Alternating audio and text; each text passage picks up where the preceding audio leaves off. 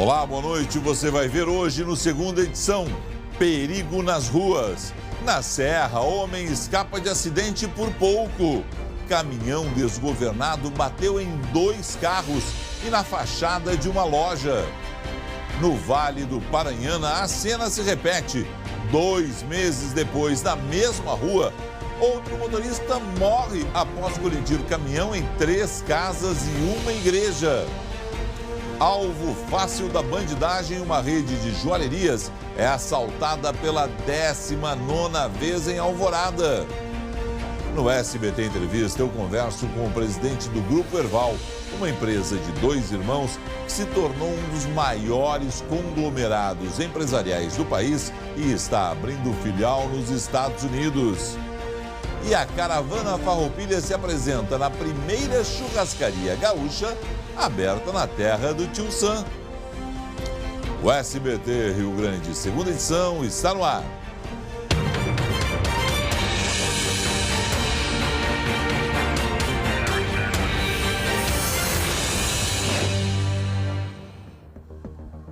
Foi enterrado em Novo Hamburgo, no Vale dos Sinos, o corpo do motorista de caminhão que morreu depois de capotar o veículo em Igrejinha. Em menos de 2 meses, esse foi o segundo acidente com morte na mesma rua. 3 casas e uma igreja estão interditadas devido aos danos. Um idoso ficou ferido. 3 casas interditadas. E apesar do susto, um morador aliviado. Quando aconteceu o acidente, eu estava deitado na minha cama, lendo um livro. Eu simplesmente tive aquele susto, e naquele ímpeto eu me atirei no chão. O caminhão vinha por esta rodovia quando não venceu a curva e a descida. Levou tudo que tinha pela frente. A cabine ficou completamente destruída.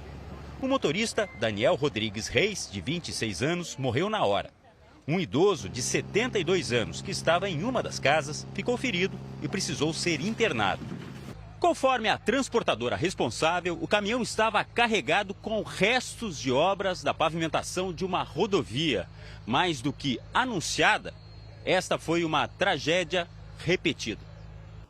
Já são 4 acidentes este ano no mesmo local, ligação de uma estrada em São Francisco de Paula e o bairro Viaduto. O último, mês passado, a vítima também foi o motorista do caminhão. Acho que tem que ter tomado uma providência com isso aí, porque já não é o primeiro, E vai continuar acontecendo. O trecho tem restrição de transporte pesado. Hoje já é proibido descer com maior de 3 eixos. O pessoal respeita? Ele não respeita. À noite a gente sabe que na madrugada os caminhões lenheiros descem mais à noite. O caminhão que se acidentou podia trafegar. Uma barreira de terra foi colocada para evitar acidentes graves. Não adiantou. Tinha uma fruteira. 2 vezes pegou nelas, tiraram a fruteira daqui, tinha uma casa na frente aqui, desmontou a casa, tiraram a casa, botaram para trás, agora a casa de trás, a outra e a outra também. Enquanto via a retirada dos destroços, o morador agradecia por não ter sido pior. Graças a Deus aí sobrevivemos aí e glória a Deus não foi dessa vez, E este não foi o único caso. Outro acidente grave com tombamento de um caminhão aconteceu durante a manhã no centro de Carlos Barbosa, na Serra Gaúcha. Bruna Osterman, boa noite. Oi, Felipe, boa noite para ti e para quem nos acompanha. Pois então, o caminhão desgovernado bateu em 2 veículos e atingiu ainda a fachada de uma loja. Um motorista estava saindo de um carro vermelho ali que a gente vê na imagem e por pouco não foi atingido. O acidente foi por volta das 6h45 da manhã, bem no centro de Carlos Barbosa, lá na Serra. O condutor do caminhão alegou que teve um problema mecânico, que a marcha desengatou. Disse que não conseguiu parar o veículo, que ainda tentou ali uma conversão para evitar um choque ainda maior em um outro prédio. O trânsito ficou bem complicado no local durante todo o dia, mas nesse caso não houve nenhum ferido. E o anjo da guarda daquele sujeito estava ali presente, porque vê um caminhão partindo para cima de vocês, você não deve ser nada agradável. O sujeito bateu na porta do carro dele que estava aberto ali. Ainda bem, só danos materiais. Ladrões fizeram a limpa em uma joalheria do centro de Alvorada, Grande Porto Alegre. O comerciante que já teve lojas invadidas, atenção, 19 vezes nos últimos anos. São 3 criminosos. Eles estacionam o carro e vão em direção a uma das vitrines que está trancada com uma cortina de ferro. Os bandidos parecem ter um pouco de dificuldade para arrombar, mas finalmente conseguem abrir. Quebram o vidro e fazem a limpa nas joias que estão na estante. Repare que até um andarilho se aproxima e se aproveita da situação pegando alguns produtos.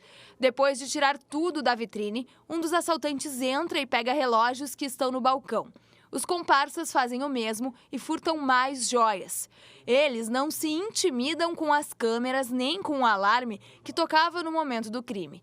Quando a empresa de monitoramento chegou, os bandidos já tinham fugido. A ação durou cerca de 2 minutos e ocorreu na madrugada desta terça-feira. Tristeza, desânimo, desesperança. O inacreditável é que essa foi a 19ª vez que uma joalheria do Seu José Carlos foi atacada por criminosos em apenas 6 anos. Além dessa, ele tem outra loja em um supermercado também aqui em Alvorada. Se o prejuízo financeiro é grande, o trauma é ainda maior. Das outras vezes sempre eles entram, tomam conta, muito bem armados, muito violentos, né? Agridem funcionários, sempre é muito mais traumático. Um dos casos mais violentos foi em dezembro de 2017 na outra loja. Criminosos armados renderam vigias e clientes com muita violência, instalando o medo no local. 2 faziam a limpa nos produtos, enquanto outros 2 cuidavam os reféns. O que a imagem não mostra é que um dos bandidos achou que o vigilante fosse reagir e disparou, atingindo uma mulher que estava no supermercado. Marisa Cassol Jaques fazia compras de alimentos para doar no Natal. Dá vontade de desistir? Muitas vezes. Não sei se eu vou esperar o 20º. Eu sou bom em recomeçar do zero, então já estou treinado disso. Vamos de novo, até quando a gente resiste.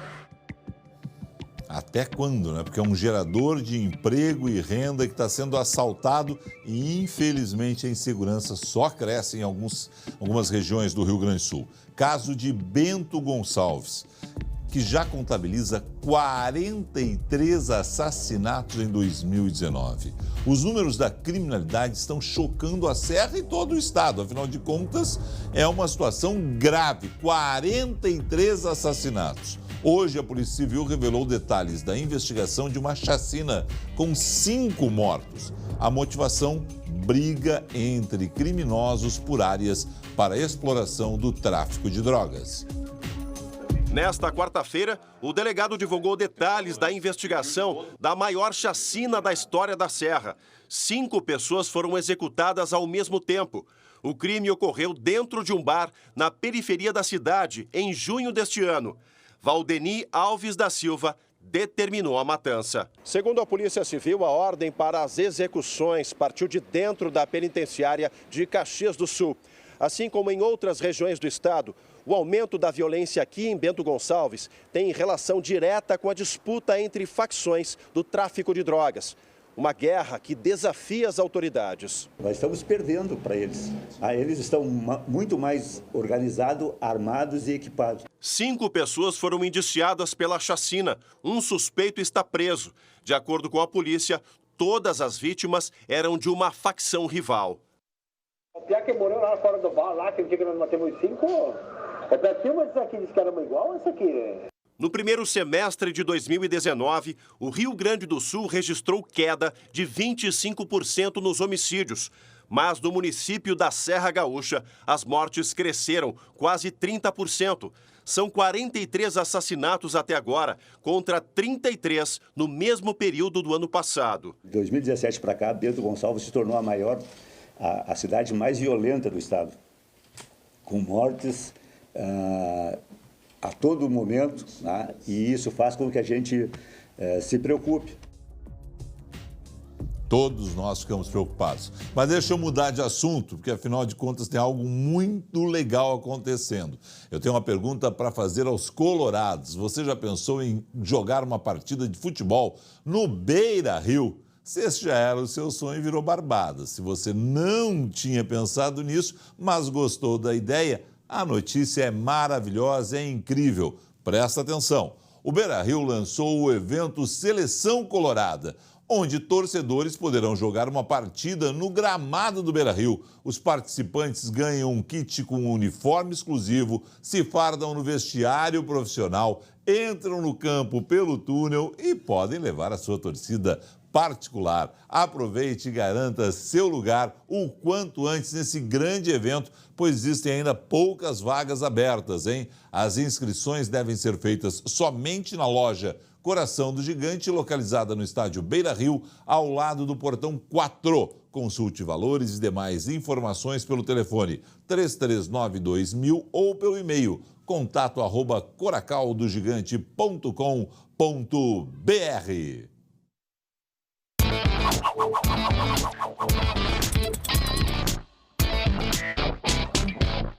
Com 7.000 funcionários, o Grupo Herval completa 60 anos no dia 1º de outubro.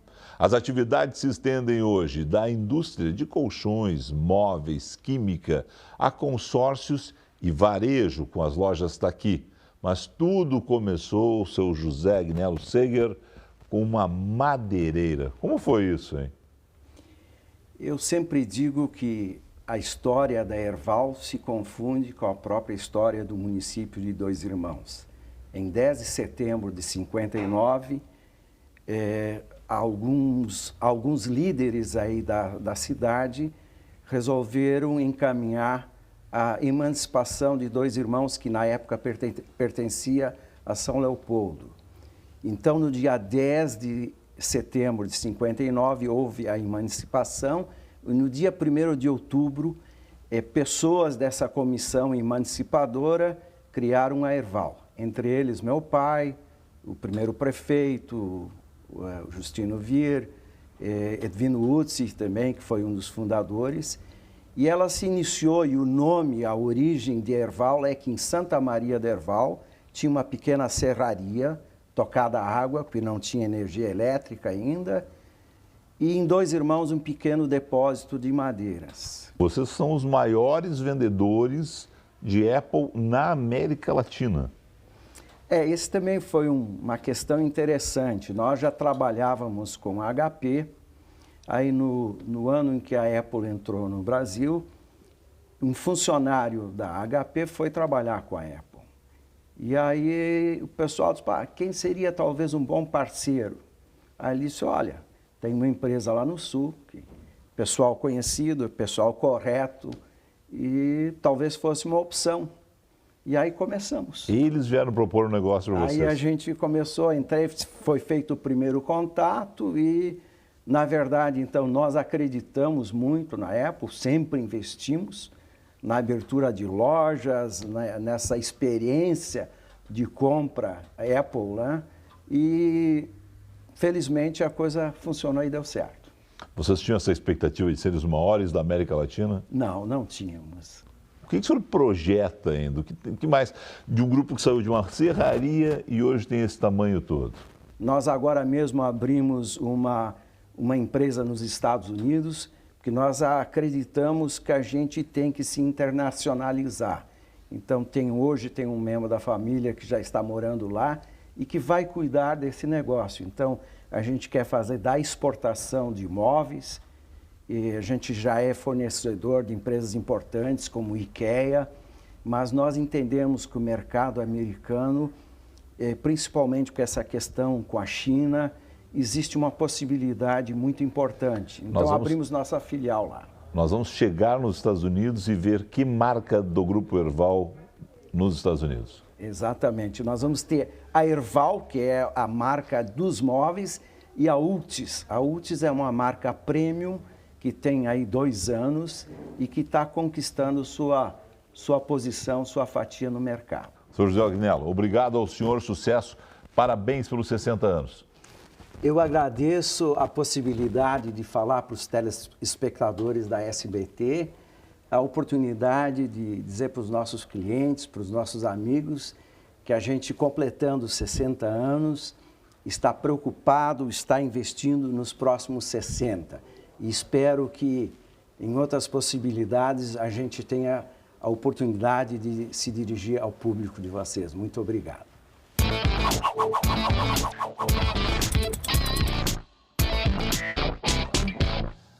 O Grupo Erval deve faturar cerca de 4 bilhões de reais esse ano. A íntegra da entrevista você acompanha nas nossas redes sociais. Em instantes, mais um pedacinho dos Estados Unidos na nossa Caravana Farroupilha.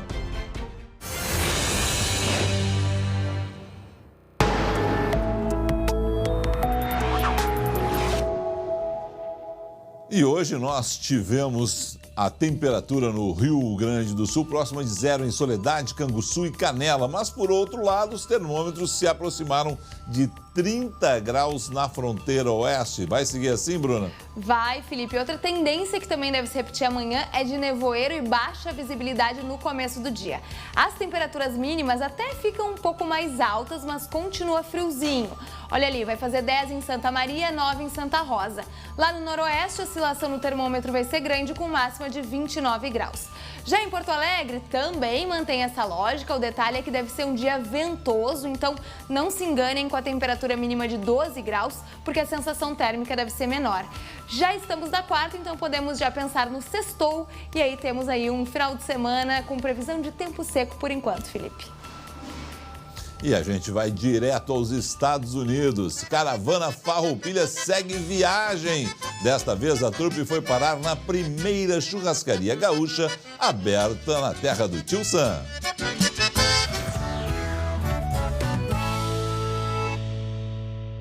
A estrada parece não ter fim.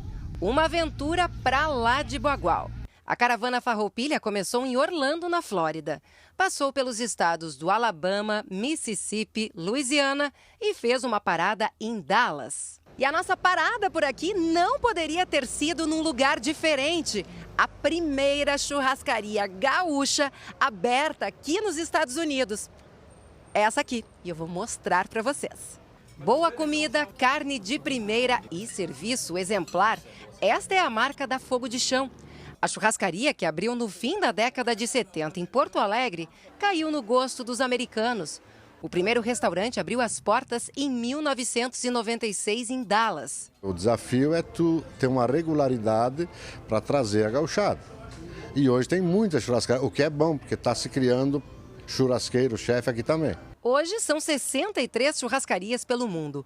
48 estão nos Estados Unidos. Para celebrar a passagem da Caravana Farroupilha, o grupo Arte Nativa fez uma apresentação de dança. Tem que focar principalmente na cultura. A cultura gaúcha é fundamental. O jeito de fazer, o jeito de servir é o que nos levou tão longe.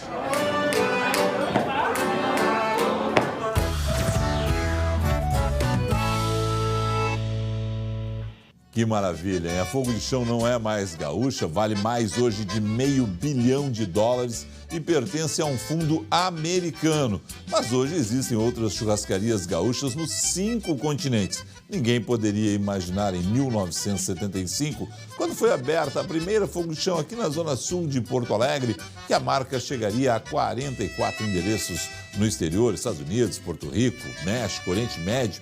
É esse protagonismo que nós vimos no bloco anterior com a Erval, hoje também presente nos Estados Unidos, que nós temos que recuperar. Parabéns aos gaúchos empreendedores, sigam criando, só com a participação de vocês é que vamos tirar o Rio Grande do Sul do atoleiro que estamos. E agora a gente vai saber onde anda a Luciane Coleman, ao vivo, direto dos Estados Unidos. Boa noite, Lu. Boa noite, Felipe. Aqui ainda é boa tarde, viu? A gente está 2 horas a menos. Uma boa noite aí para os nossos telespectadores. Olha, nesse momento a gente ainda está no estado do Texas, mais precisamente na cidade de Childress, é no interior. Mais umas 3 horas, daí a gente chega ali na divisa com o Novo México. Dá uma olhadinha aqui, ó, no visual aqui da estrada, bem típico do estado do Texas, do estado dos cowboys, o estado das fazendas. E, Felipe, aqui do meu lado está o músico que está acompanhando a nossa caravana, o Guilherme Valado, Silveira, aqui fazendo o maior sucesso nos bailes. Como é que está sendo, hein, Guilherme, essa experiência, nessa troca com os gaúchos que vivem aqui, né? Toda a experiência de sair do Rio Grande, ela é única, né? E quando a gente encontra pessoas gaúchos como nós, assim, tão distante, e a gente pode trazer a animação, a gente pode saciar um pouco das saudades que eles têm do Rio Grande, um privilégio de poucos, assim, né? Eu me sinto privilegiado de estar trazendo esse sentimento para esse pessoal aqui e poder estar matando um pouco da saudade que todo mundo tem de casa, né? Bom, ontem, olha, Felipe, ele fez o maior sucesso, viu, nessa festa, e também teve a apresentação do Grupo Arte Nativa. Me diz uma coisa, Fabiano, é muito bacana, né? O pessoal se emociona nas apresentações. É incrível, coisas às vezes que pra gente já são normais. E a gente vê CTG qualquer final de semana, a gente nota a emoção que as pessoas têm em ver quando a gente sai do palco, eles correm pra nos abraçar. Olha só o caminhão aqui, ó, fazendo pra gente. Eles correm para nos abraçar, é realmente muito emocionante. Bom, Felipe, olha, o restante do pessoal tá lá dentro do motorhome, descansando. Os outros 2 motorhomes estão a caminho, hoje a gente tá um pouco desgarrado, separado. E agora, me diz uma coisa, Guilherme, qual música que o pessoal mais pede aqui nos bailes? A música mais pedida aqui em todos os lugares da Flórida até aqui agora foi o Fundo da Grota, senão não adianta. Então vamos lá, Felipe, vamos ouvir essa música. Fui criado na campanha, rancho de barro e capim, por isso é que eu canto assim, pra relembrar meu passado. Eu me criei arrebentado, dormindo pelo galpão, perto do fogo de chão, com os cabelos enfumaçados. Quando rompe a estrela d'alva, aquento a chaleira, já quase no clarear o dia, meu pingo de arreio... Bom, Felipe, eu vou ficar aqui ouvindo a música aqui do Guilherme Valadas. Uma boa noite para você e a gente segue aqui na estrada. Tchau, tchau. Tchau, tchau, Lu. Boa noite a você. Fique agora com o SBT Brasil e um pouco mais aí, sempre dessas imagens maravilhosas da nossa caravana farroupilha pelos Estados Unidos. Tchau.